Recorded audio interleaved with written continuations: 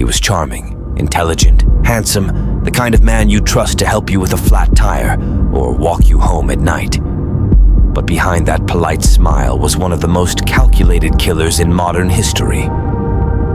This is the story of Theodore Robert Bundy, the man who fooled everyone from lovers to law enforcement while leaving a trail of terror across America. This episode includes violent crime. Listener discretion is advised. Ted Bundy was born in Burlington, Vermont in 1946. Raised by his grandparents, he grew up believing his mother was his sister, a lie that shaped his distorted sense of identity. As a teenager, Bundy was bright, polite, and ambitious. But beneath that calm exterior, there were signs of something darker: fascination with crime magazines, voyeurism, and manipulation. By his early 20s, Bundy appeared to be the perfect student, majoring in psychology, volunteering at political campaigns, and building a life that looked flawless on the surface.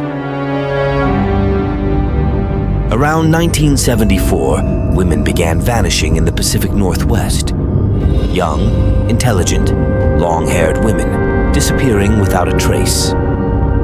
Witnesses mentioned a man named Ted, polite, well-dressed, often with a cast or crutches, asking for help carrying something to his car. His car was a beige Volkswagen Beetle. Inside it, a pair of handcuffs, a crowbar, and evidence of unimaginable violence. By the time authorities connected the pattern, Bundy had already taken multiple lives, moving between states, always one step ahead of the law. February 4th, 1974, another woman went missing.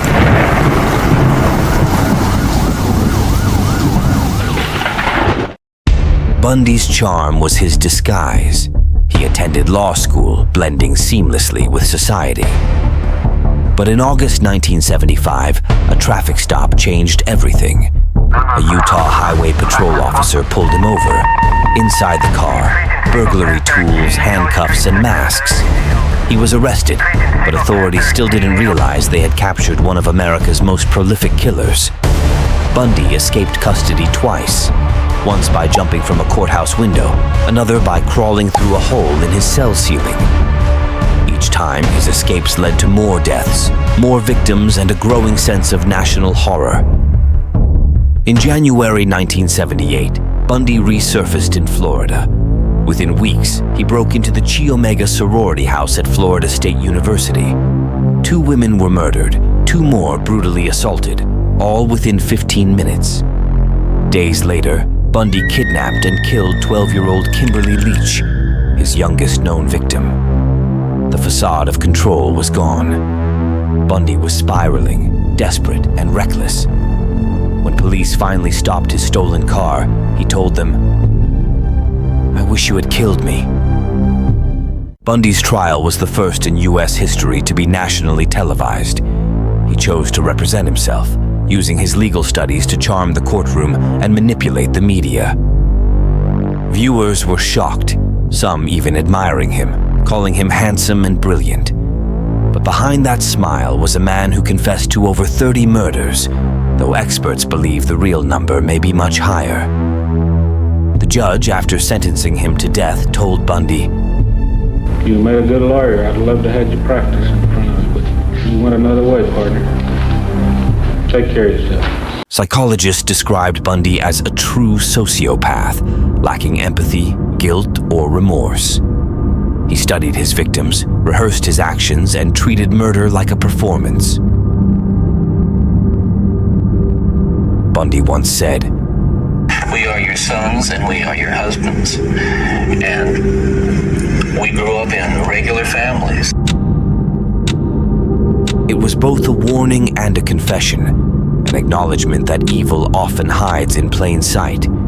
Even in prison, Bundy manipulated journalists, offering exclusive confessions to delay his execution. He became a twisted celebrity and a mirror reflecting society's fascination with killers.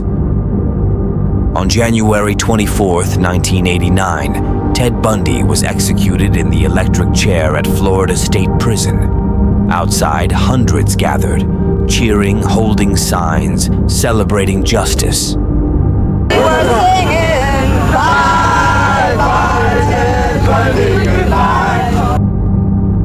As the switch was thrown, Bundy's final words were simple. "Give my love to my family and friends."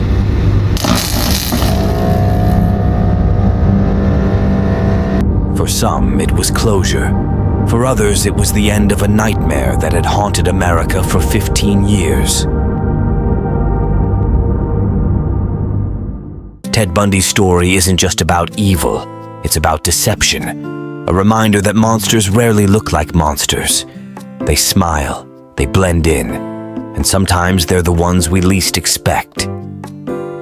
This has been Ted Bundy, The Mind of a Monster. Thank you for watching, and remember, trust carefully.